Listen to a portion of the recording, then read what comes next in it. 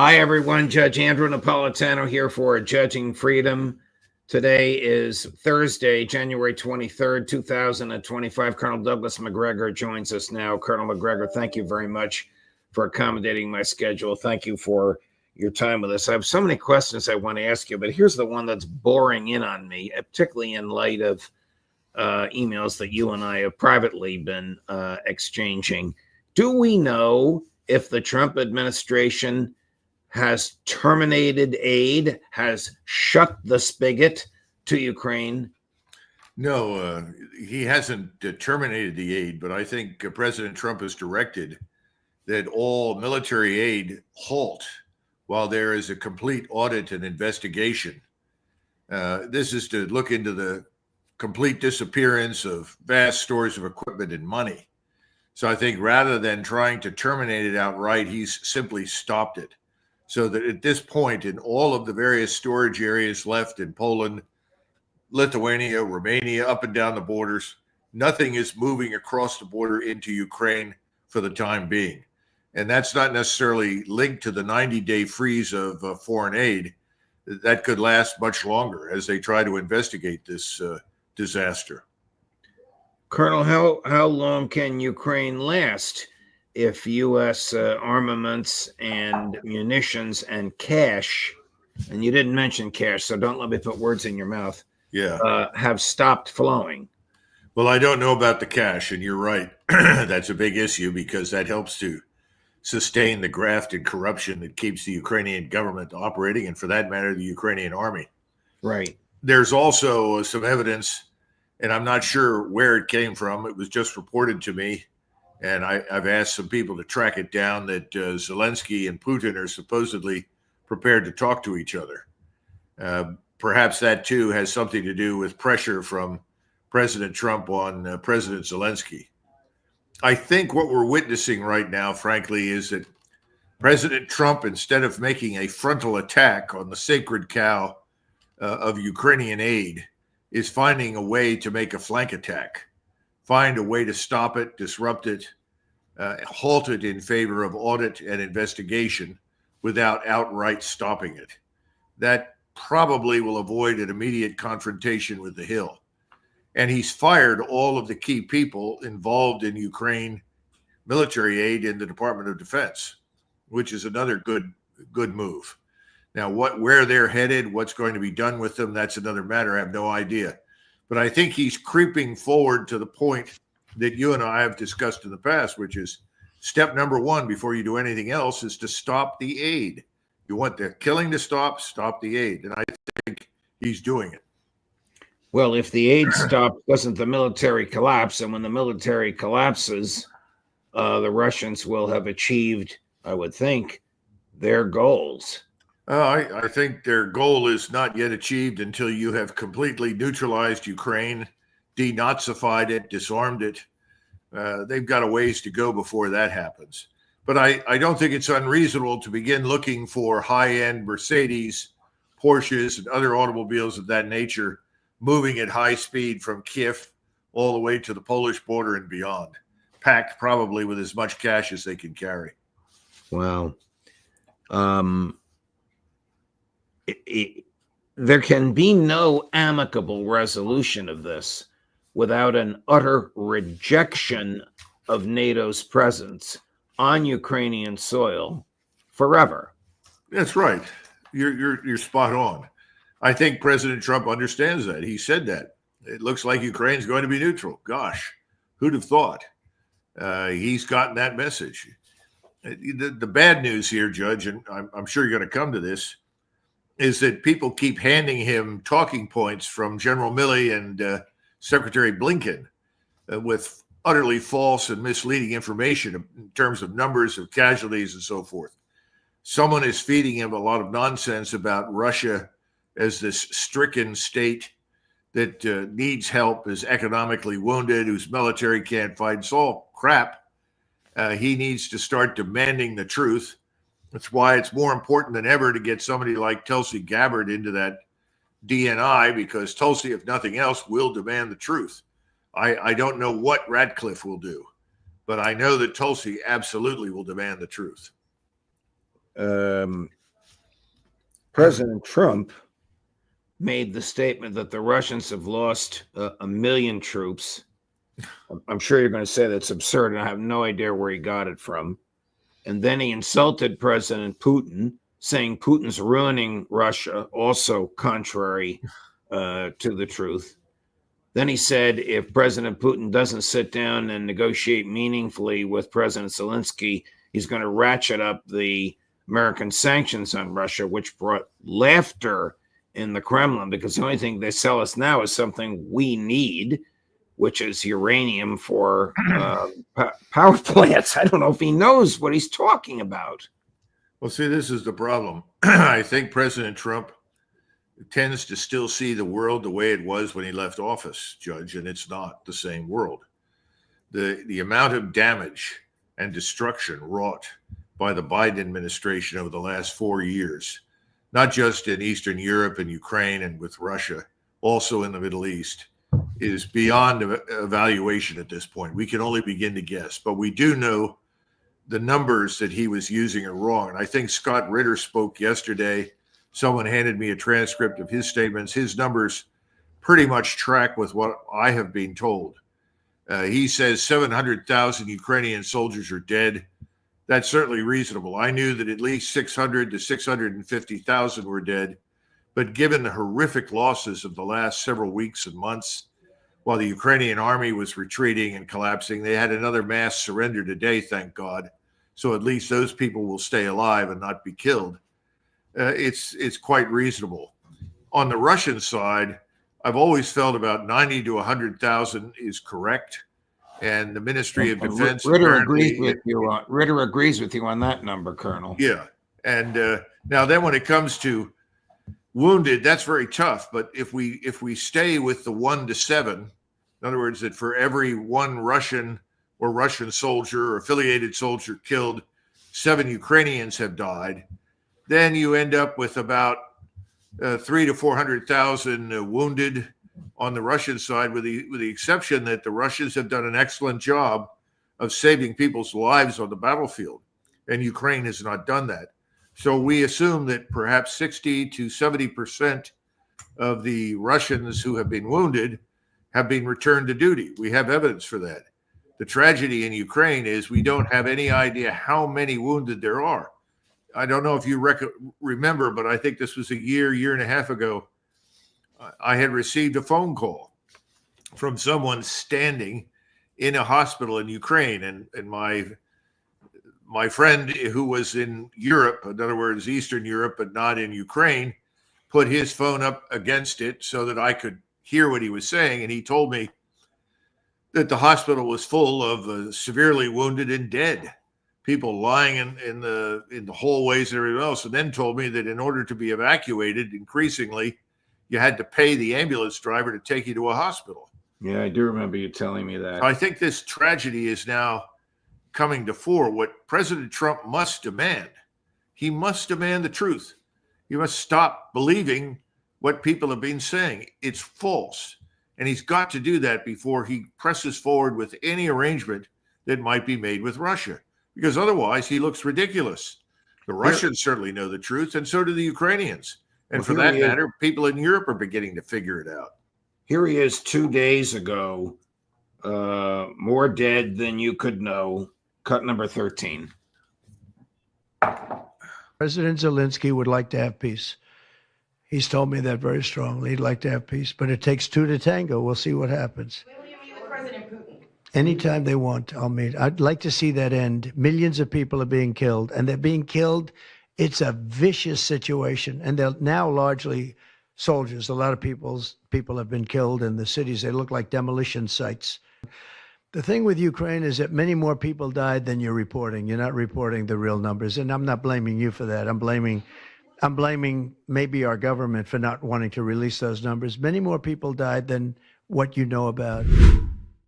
I don't know where he gets the numbers from or what he's referring to, but I'll take your sources and Ritter's sources over whatever is being fed to him. Is the CIA going to try and burnish its image somehow over this catastrophic disaster in which they gave misleading information? I think to the strategy for the intelligence community is to treat him like a mushroom, keep him in the dark, and feed him crap. Remember, the CIA director can come over and see the president every day if he wants to. That's what Pompeo did in order to cultivate the president's goodwill and confidence and advance himself.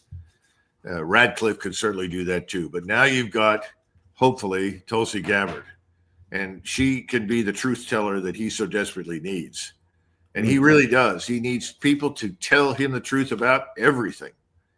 Because if he doesn't demand it, they'll fall back on all the old false narratives that have been shaping everything in this country for years.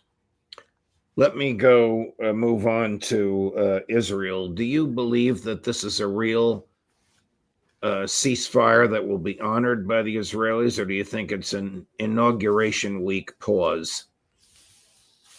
I don't think it's real in the sense that no one ever planned for anything more than the first 6 weeks.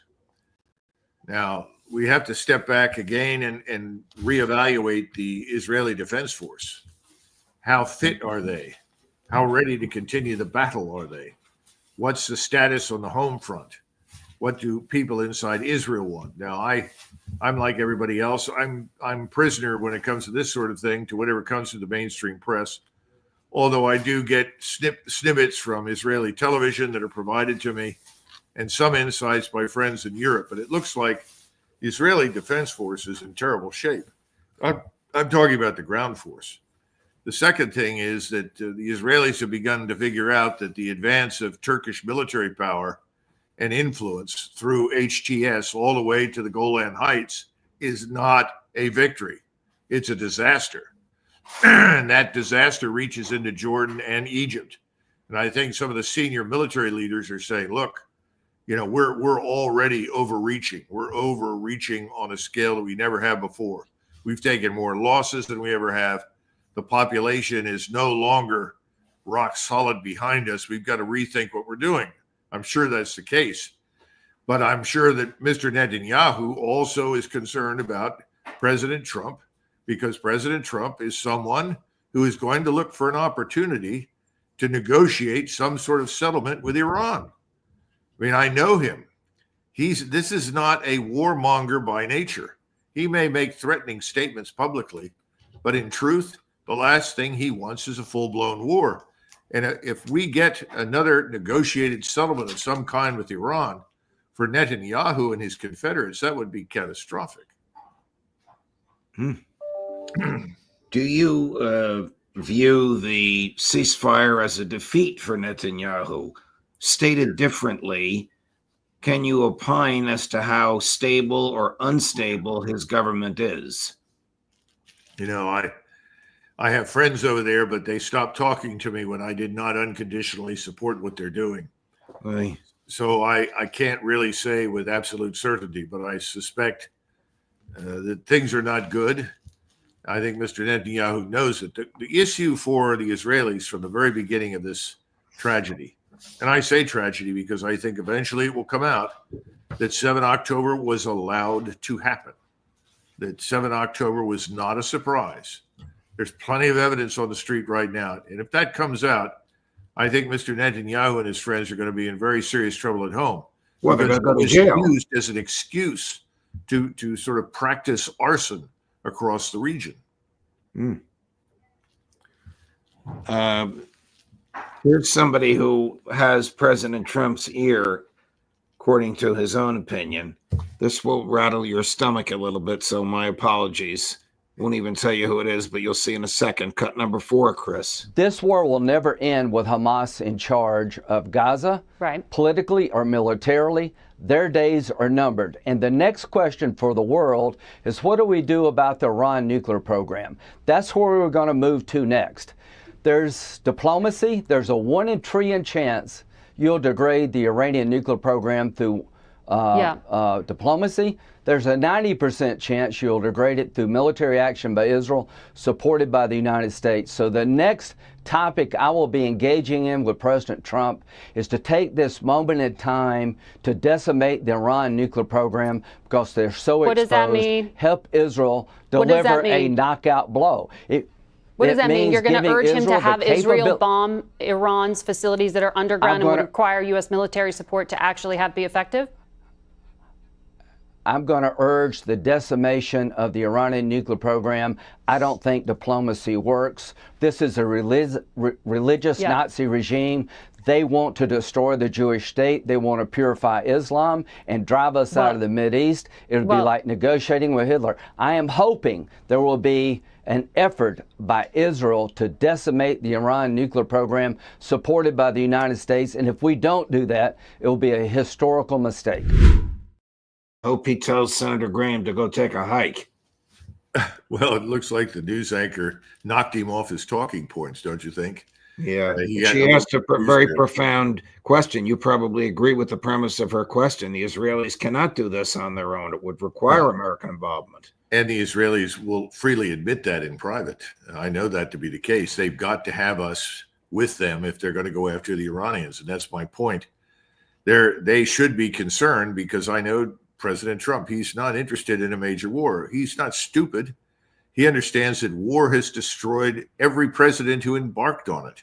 It ultimately would have caught up with FDR as well, but he died and martyred himself in March of 45. Imagine if the truth of the Pearl Harbor report had come out and he was still alive, as well as the truth of what happened in Europe. But those things were glossed over. Right. It's always a disaster to go to war in this country. We are not a state that is by its very nature martial and ready to fight at the drop of a hat. But Judge, I think the more important thing here is that we're not going to have peace in this country until Mr. Leslie Graham and people like him sitting in the Senate and the House who have enriched themselves as a result of all this nonsense are removed from office. Colonel, not too long ago, you warned of an impending World War III. This is before the election of Donald Trump. Actually, it was before we even thought that Trump could win in our private conversations. Do you still feel that way? We're not out of the woods by any stretch of the imagination. As long as you have these senior officers, remember there are 44 of them. I submitted a plan that went, thanks to RFK Jr., into the hands of J.D. Vance and others that cuts that back to 11 and changes the structure because it adopts a different strategy. I think if someone takes that and sits down with the president, he would like it very much because the whole strategy is about avoiding war. We've been in a business now, as you know, for 30 years of finding conflict, exploiting it, and expanding it. So he wants to get out of that. I know he does. So I hope somebody pays attention to that. But unless you get rid of these people, this is not personal. This is professional. You know, you simply tell everybody, thank you very much. Your services are no longer required. And you send them off into retirement. Let me tell you, the packages for these 4 stars and 3 stars is not poverty. I mean, these people are walking out with enormous sums of money and the promise of 100% of their salary for the rest of their lives. I mean, I think it's over the top, but that's what they're going to get. So nobody needs to shed tears for them. Same thing is true for the senior executive service types and many, many others. Just retire them, send them away. And then you come in with a new structure that says, look, we don't need this top-heavy force that's designed to seek not just military hegemony across the entire world, but to cultivate conflict. This is crazy. You have all these 4 stars and these regional unified commands that are, in the words of someone, I think it was General Zinni, maybe somebody else, who called them mini Caesars, who see themselves as governing these vast regional commands and controlling everything that's there. The whole idea of diplomacy has been excluded from the vocabulary. Anybody who suggests you talk to anyone is immediately tarred and feathered as some sort of Chamberlain-like appeaser. Well, is the problem really too many 4 stars, or is the problem that Trump might listen to people like Lindsey Graham and Tom Cotton who always want to start wars. Well, I don't know. That's something that I can't evaluate. I would hope not. Again, as I've said to many people, you know that I think highly of Donald Trump. I voted for him, as millions of others did, because we want him to extricate us from this disaster. But the point is that Donald Trump's instincts are good. And if he follows his instincts, we'll be fine. And that's all that I can say. So if people that are just poison, like this man Graham, walk into his office, then I suggest he take a stiff drink of heavily caffeinated coffee and puke all over them and send them out. Problem is he plays golf,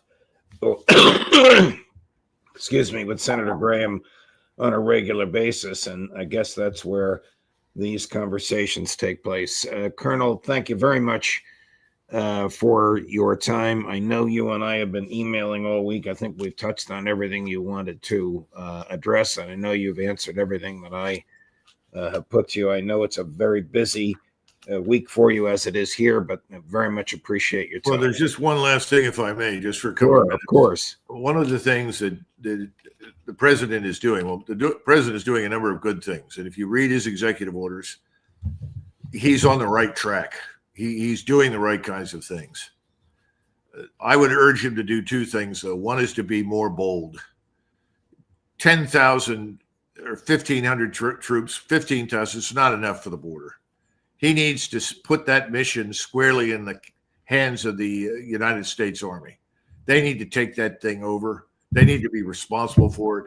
And until it is thoroughly secured, and I mean thoroughly secured, they should be held responsible for what happens on that border. The Army's done that before. You've got plenty of people out there that know how to do it. They need to get that done. And as soon as he can get the troops out of Europe right now and send them back to the United States, that's where you send them. I know we have an aviation brigade from the 101st, which is supposedly on its way to Syria. Well, I would stop that. I would send that aviation brigade immediately back. Does he even know that? I don't think he does. Wow. I don't think he does. And this is another problem that, he's the commander in chief. He should have a genuine war room somewhere in that White House. And all of the forces, wherever they are, whatever they're doing, should be illustrated clearly, unambiguously on that map. And their status, their readiness to fight should be well known. We've allowed the military to operate on its own without any real supervision or oversight. That's how you got Milley and his calls to China. That's how you've gotten officers that have threatened various kinds of mutinous behavior if he's elected. All that crap needs to go away. But in order to get it away, he's got to refocus the whole institution on the defense of the United States, not everywhere else in the world. I hope that he or somebody in his behalf is listening. We know that somebody from his team watches the show. And I hope you never know. They might, of course, you don't know how many things they've already thrown at the screen. Thank you, Colonel. God love you. Thank you for your time. Thank you for your patience. Thank you for your articulation and your personal courage. We'll see you again soon. Thanks, Judge. All the best. Whew. Long day. Save the best for last. Coming up tomorrow, Friday, the end of the day, the end of the week, 4:30 in the afternoon, the boys, the Intelligence Community Roundtable, Ray McGovern and Larry Johnson. Have a nice evening, my friends. Judge Napolitano for Judging Freedom.